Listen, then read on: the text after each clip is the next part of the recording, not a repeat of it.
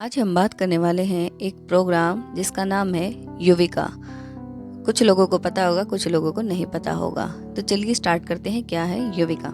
शुरुआत। एक सपना आसमान से भी ऊंचा।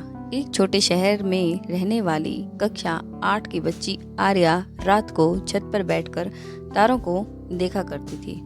उसे हमेशा लगता था कि क्या मैं भी कभी अंतरिक्ष यानी कि स्पेस के बारे में जान सकती हूँ?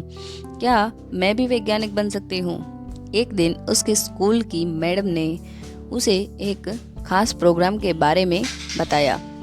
इसरो का युविका प्रोग्राम। यहीं से उसकी ज़िंदगी बदलने वाली थी। युविका क्या है? युविका यंग साइंटिस्ट प्रोग्राम एक खास इनिशिएटिव है जो इसरो हर साल आयोजित करता है। इसका पूरा नाम है यंग साइंटिस्ट प्रोग्राम। इसका उद्देश्य क्या होता है? बच्चों में स्पेस साइंस के प्रति इंटरेस्ट बढ़ाना, कक्षा 8 के स्टूडेंट्स को शुरुआती जानकारी देना, भारत के फ्यूचर साइंटिस्ट तैयार करना। युविका में सिलेक्शन कैसे होता है? आर्या को सबसे पहले ये समझना था कि इसमें एंट्री कैसे मिलती है। सिलेक्शन के क्राइटेरिया क्या क्या होते हैं? स्कूल परफॉर्मेंस, मार्क्स और साइंस मैथ्स में interest, online quizzes, test, extra activities, projects, competitions, ये सब मिलकर मेरिट लिस्ट बनती है। टेस्ट यानी कि इसका सिलेबस क्या होता है? आर्या ने सिलेबस देखा तो उसे लगा, अरे ये तो मैं समझ सकती हूँ। उसके जो भी टॉपिक्स थे, साइंस हो, बेसिक फिजिक्स, जैसे उसमें force, motion, energy, solar systems, planets, sun, moon, ये सब चीज़ें उसको लगभग आती थी। लाइट एंड साउंड और मैथ्स में बेसिक कैलकुलेशंस आनी चाहिए थी, परसेंटेज और simple solving problems, general knowledge और स्पेस मिशंस, फेमस साइंटिस्ट के बारे में, भारत के स्पेस अचीवमेंट्स के बारे में कुछ एक सवाल पूछे जाते हैं जो कि बहुत ज़्यादा वे कठिन नहीं होते हैं। बस कॉन्सेप्ट क्लियर करना होता है। सिलेक्शन के बाद क्या होता है? आर्या का सिलेक्शन अगर उसमें हो गया तो उसके बाद का प्रोसेस मैम ने उसे बताया। अब असली मज़ा शुरू हुआ। Training centres. बच्चों को इसरो के अलग अलग सेंटर्स पर बुलाया जाएगा, जैसे Vikram Sarabhai space centre, Satish Dhawan space centre. Training में क्या होता है?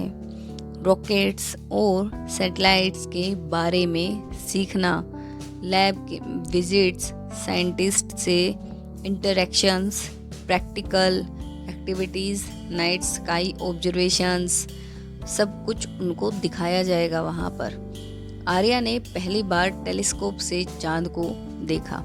वो पल उसके लिए अनफॉरगेटेबल था। वो भूल नहीं पा रही थी। स्पेस यूनिवर्सिटी, आगे की पढ़ाई। आर्या ने पूछा, अगर मुझे आगे भी यही पढ़ना है तो कहाँ जाऊँ? मैडम ने बताया, Indian institute of space science and technology, location is Thiruvananthapuram, Kerala. ये भारत के द्वारा ही बनाई गई एक स्पेस यूनिवर्सिटी है। Only and only one space university. IISST में एडमिशन कैसे मिलता है? उसका भी एक प्रोसेस होता है, स्टेप बाय स्टेप। 12th में आपको लेनी होती है physics, chemistry and maths. Entrance exam होता है, JEE advance. Good rank required होता है उसके अंदर, और काउंसलिंग प्रोसेस। सिलेक्शन होने पर स्टूडेंट्स को स्पेस साइंस और एरोस्पेस इंजीनियरिंग पढ़ाया जाता है। IISST में क्या पढ़ाया जाता है? Rocket science, satellite technologies, space physics, engineering concepts, और सबसे खास बात है, अच्छा परफॉर्मेंस होने पर स्टूडेंट्स को इसरो में जॉब भी मिल सकती है। स्पेस साइंटिस्ट की लाइफ कैसी होती है? आर्या अब इमेजिन करने लगी कि उनकी डेली लाइफ रिसर्च करना, एक्सपेरिमेंट्स करना, न्यू टेक्नोलॉजीज़ को डेवलप करना और टीम वर्क, उनका वर्क स्टाइल कैसा होता होगा। कभी कभी लेट नाइट्स, लॉन्च डेज पर बहुत एक्साइटमेंट्स, स्पेशल फीलिंग्स। जब रॉकेट लॉन्च होता है और वो सक्सेसफुल होता है तो वो मोमेंट प्राइसलेस होता है।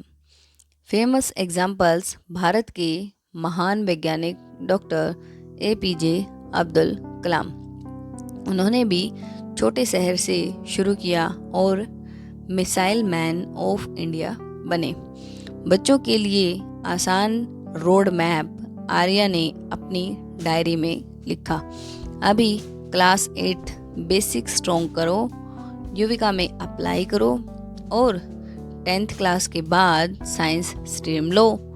12th में PCM पढ़ो, PCM मतलब फिजिक्स, केमिस्ट्री और मैथ्स पढ़ो। JEE एडवांस क्लियर करो, Indian institute of space science and technology join करो और साइंटिस्ट बनो। सीख कंक्लूजन होती है हमारे पास कि आर्या अब रोज़ आसमान देखती थी, लेकिन अब उसके मन में डर नहीं था बल्कि एक सपना था। एक ऐसा सपना जो उसने टेलीस्कोप से चांद को देखते टाइम सजाया था। अंतरिक्ष बहुत दूर नहीं है, बस सही दिशा और मेहनत चाहिए। Final message for kids, curious बनो, हमेशा क्वेश्चंस पूछते रहो, चुप क्लास में मत बैठो, साइंस को मज़ेदार तरीके से समझो और अपने सपनों को छोटा मत समझो, क्योंकि आज का छोटा बच्चा ही कल का बड़ा साइंटिस्ट बन सकता है और आप भी वो साइंटिस्ट बन सकते हैं।